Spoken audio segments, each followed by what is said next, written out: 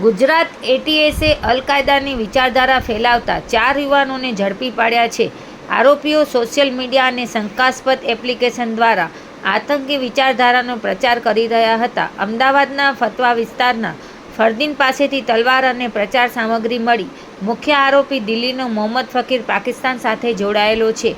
એટીએસે દિલ્હી, નોઈડા, અમદાવાદ અને મોડાસામાં ટીમો મોકલી ગુનાહિત સાક્ષ્યો એકત્રિત કર્યા.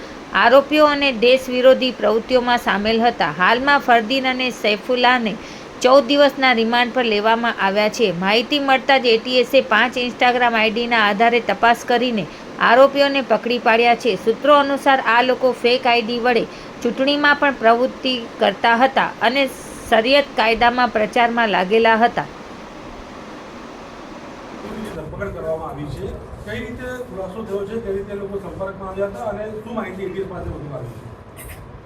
એટીએસના ડીવાયએસપી હર્ષ ઉપાધ્યાયને જૂન 10ના રોજે એક ઇન્ફોર્મેશન મળી હતી 5 ડિફરન્ટ ઇન્સ્ટા અકાઉન્ટ બાબતે.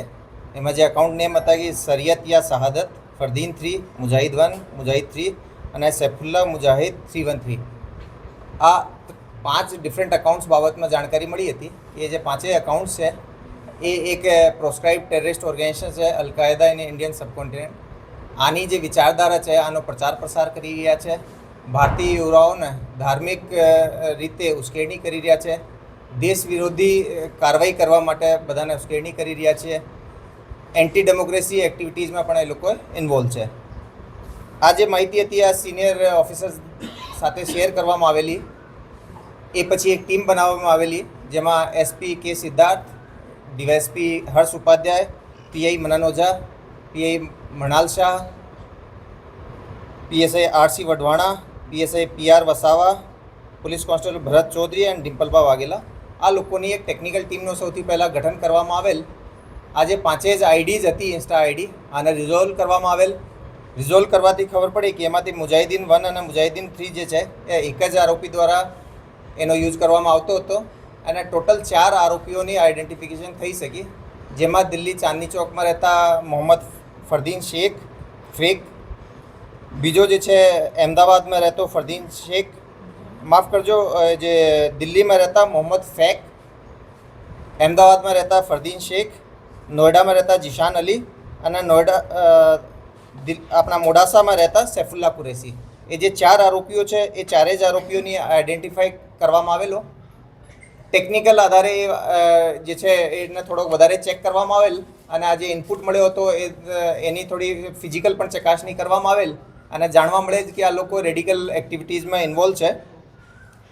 આના પછી એક બહુ મોટી ટીમ બનાવવામાં આવેલ જેમાં DYSP Harsh Upadhyay, DYSP SL Chaudhary, Nikhil Brahmbhatt, JN Chavda, PB Desai, BH Korat, AS Chavda, YS Gujar, sub inspector MN Patel, BD Vaghela, SR Chavda, RR Rathod, BJ Patel, AR Chaudhary, AP Parmar, એટલા અધિકારીઓ અને બીજા લગભગ 25 કોન્સ્ટેબલીના મળાઈને એક ટીમ બનાવવામાં આવેલ. ટોટલ 4 ટીમ બનાવી.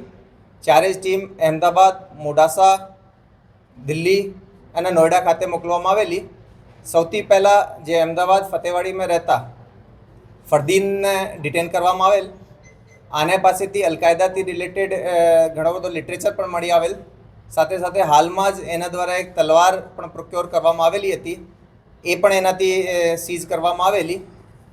એના સ્ટેટમેન્ટ આધારે જાણવા મળેલ કે એના જે સાથી જે છે, જે ઇન્ફોર્મેશન મુજબના 3 માણસો છે એ પણ આના જોડે સંકળાયેલા છે.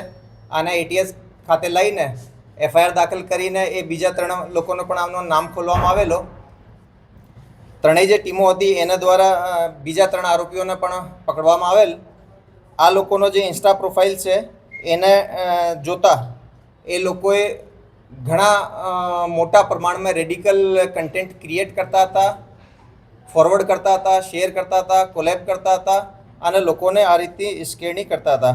ઇન્સ્ટાગ્રામ ઉપર વિવિધ અકાઉન્ટ્સ પણ અને ગ્રુપ્સ બનાવેલા છે જેમાં એ બીજા લોકોને આ રીતે તૈયાર કરતા હતા. આમાં જે મુખ્ય માણસ મોહમ્મદ ફેક છે, જે દિલ્હીનો નિવાસી છે, એ પાકિસ્તાનના જે ઇન્સ્ટા અકાઉન્ટ છે જે કે આ જ ઓર્ગેનાઇઝેશન સાથે જોડાયેલા છે, આ લોકો જોડે લાઈવ કોન્ટેક્ટમાં હતો અને આ લોકોથી વિભિન્ન જે જિહાદી એક્ટિવિટીઝ માટે એ સાથે મળીને લોકો કામ કરતા હતા. આ ચારેજને અહીંયા લઈને આપણે જે એફઆઈઆર કરવામાં આવેલી છે એમાં યુએપીના સેક્શન 13, 18, 38, 39 અને બીએનએસની કલમ 113, 152, 196 અને 61 મુજબનો ગુના દાખલ કરવામાં આવેલ છે. એમાંથી જે અમદાવાદ અને મોડાસાના જે બંને આરોપીઓ છે આને કોર્ટમાં પ્રોડ્યુસ હાલમાં જ કરવામાં આવેલ અને આના 14 દિવસના રિમાન્ડ પણ મળ્યા છે. સાહેબ, આ લોકો એકબીજાના સંપર્કમાં કઈ રીતે આવે? આ જે રીતે હું કીધા કે ભાઈ એ ઇન્સ્ટા અકાઉન્ટથી પ્રાઇમા ફેસી અમને જાણવા મળેલ છે કે ભાઈ ઇન્સ્ટા અકાઉન્ટથી એ લોકોએ સંપર્ક કરતા હતા એકબીજાને. સર, કેટલાક સમયથી આ લોકો આ રીતની પ્રવૃત્તિ કરતા હતા? કેટલા લોકો સાથે આ લોકો સંકળાયેલા છે કંઈ સામે આવ્યું? અમે જ્યારે અમને બાતમી મળી હતી એના પછી અમે જે ટેકનિકલ બીજી માહિતી કલેક્ટ કરી તો એમાં 4 લોકોનો ક્લોઝ ગ્રુપ હતો. એ સિવાય પણ આ લોકોના ગ્રુપ્સ થઈ શકે, પણ આ લોકો ચારે જે હતા એ સૌથી મોસ્ટ એક્ટિવ લોકો આ ગ્રુપમાં હતા. આ લોકોના 5 આઈડી મળે, 5 આઈડીની અંદર ટોટલ અન્ય કેટલા લોકો તેમની સાથે જોડાયેલા હતા? નહીં, એ જે છે એ બહુ ડિટેલ્ડ આનો ટેકનિકલ તપાસ કરવામાં આવશે. આપને બધાને ખબર છે કે ભાઈ પુરાવાના ભાગરૂપે આપણે આ બધા જે આના ડિવાઇસીસ છે એ સીઝ કરતા સાથે એફએસએલમાં મોકલીએ છીએ. પરંતુ જે ઓપન સોર્સમાં જે કારણ કે ચારે જે માણસો હતા એ આપણે જોશો કે ભાઈ જે એની ઓરિજિનલ આઈડીઝ ના હતી, એ ડમી નામથી બીજી આઈડીઝ બનાવેલી હતી.